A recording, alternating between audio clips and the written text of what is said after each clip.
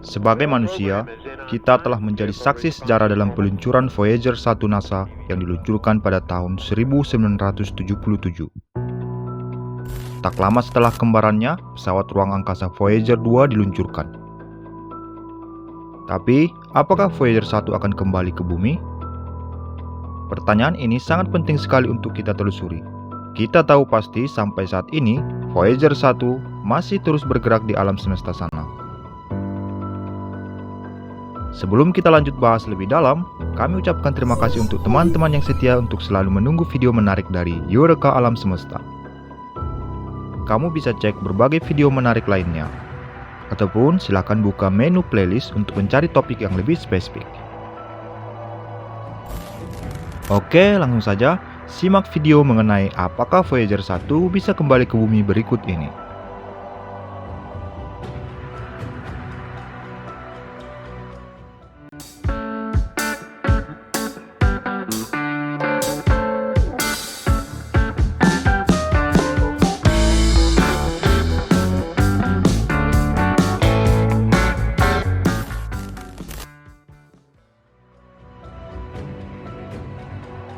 Voyager 1 menjelajahi sistem Jovian dan Saturnus.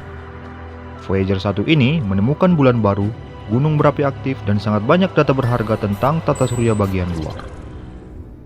Pada tahun 2012, Voyager 1 menjadi pesawat ruang angkasa pertama yang melakukan perjalanan melampaui batas ruang antar bintang dan melintasi heliopause.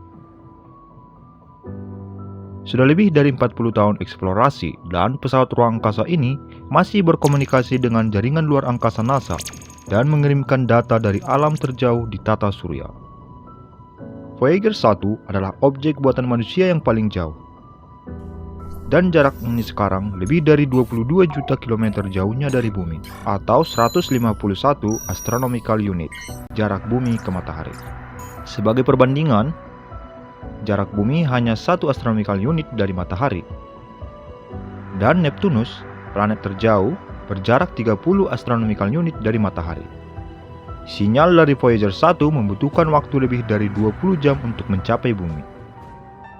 Pesawat penjelajah ini telah mengirimkan total 5 triliun bit data ilmiah setelah pertemuannya dengan planet Neptune. Sebagai perbandingan, data ini berisi sekitar lebih dari 7.000 CD musik. Sensitivitas antena jaringan luar angkasa yang terletak di seluruh belahan bumi ini sangat menakjubkan. Antena harus menangkap informasi Voyager dari sinyal yang sangat lemah, sehingga daya yang mengenai antena hanya 10⁻⁻16 watt. Bandingkan saja, jam tangan digital elektronik modern beroperasi pada level daya 20 miliar kali lebih besar dari level lemah ini. Voyager 1 dan 2 segera mematikan komponen listrik dan semua fungsi elektronik berhenti sekitar tahun 2025 nanti. Itu berarti tidak ada data yang mengalir kembali dari lokasi yang jauh itu. Dari sistem yang sangat rumit ini, bisakah NASA menginstruksikan pesawat ruang angkasa penjelajah ini untuk kembali ke bumi? Pesawat luar angkasa itu bergerak keluar dari tata surya dengan kecepatan lebih dari 55.000 km per jam. Pesawat ini menggunakan bantuan gravitasi untuk sebagian besar penguatan kecepatannya untuk mencapai tempatnya sekarang. Penjelajah ini tidak memiliki banyak bahan bakar tersisa untuk mengubah jalurnya, dan tidak pernah ada jenis mesin yang dapat mengubah kecepatannya. Dan jika ingin kembali ke bumi, artinya harus mengintersek atau memotong jalan menuju bumi. Dan itu akan butuh sangat banyak bahan bakar dan pergerakan mesin. Daya listrik juga tidak cukup untuk menopang dirinya sendiri dalam perjalanan pulang. Satu-satunya alasan kita untuk dapat melacak lokasinya adalah karena wahana tersebut secara aktif memancarkan signal kembali ke bumi. Jika kita ibaratkan ada beberapa alien yang ramah dan baik hati mencoba membantu kita dan mengarahkan si penjelajah ini Voyager 1 kembali ke bumi karena daya listrik yang tidak akan mencukupi, satelit riset ini akan mati jauh sebelum tiba di sini, dan kita tidak akan pernah dapat menemukannya. Tetapi, bahkan jika alien menembakkannya kembali ke bumi dalam lintasan yang sempurna, satelit Voyager ini hanya akan terbakar di atmosfer. Saat ini, kita tidak punya cara untuk menangkapnya. Salah satu cara untuk membawa pelancong alam semesta ini ke sini, bagaimanapun ialah dengan membangun misi untuk mengambilnya kembali. tetapi bahkan itu hampir mustahil juga. Kamu harus membuat roket besar yang mampu melaju ke kecepatan yang lebih tinggi daripada penjelajah, sehingga bisa dikejar dan kemudian mengurangi kecepatannya, sehingga entah bagaimana bisa mengunci ke dalam pesawat tadi dan kemudian membawa kembali pulang ke bumi.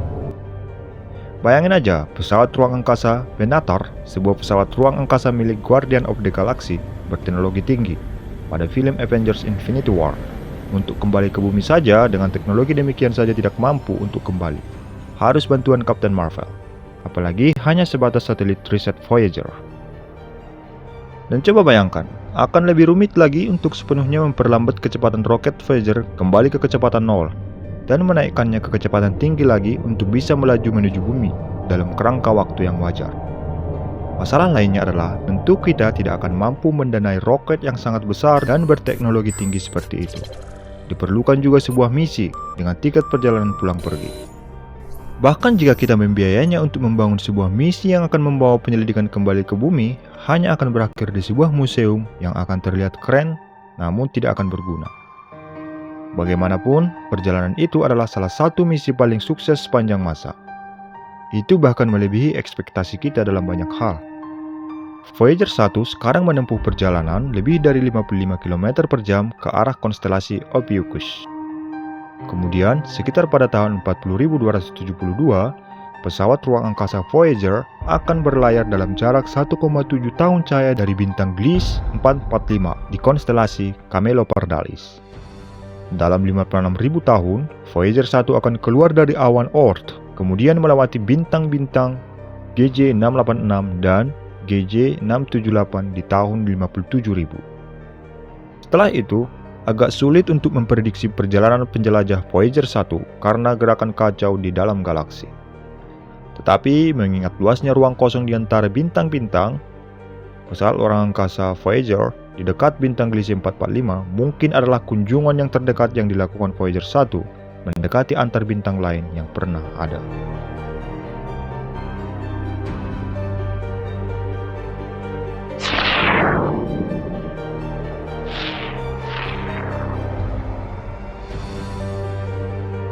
Dalam 200 juta tahun, pesawat ruang angkasa yang kesepian ini akan menyelesaikan pelayarannya yang pertama di galaksi kita.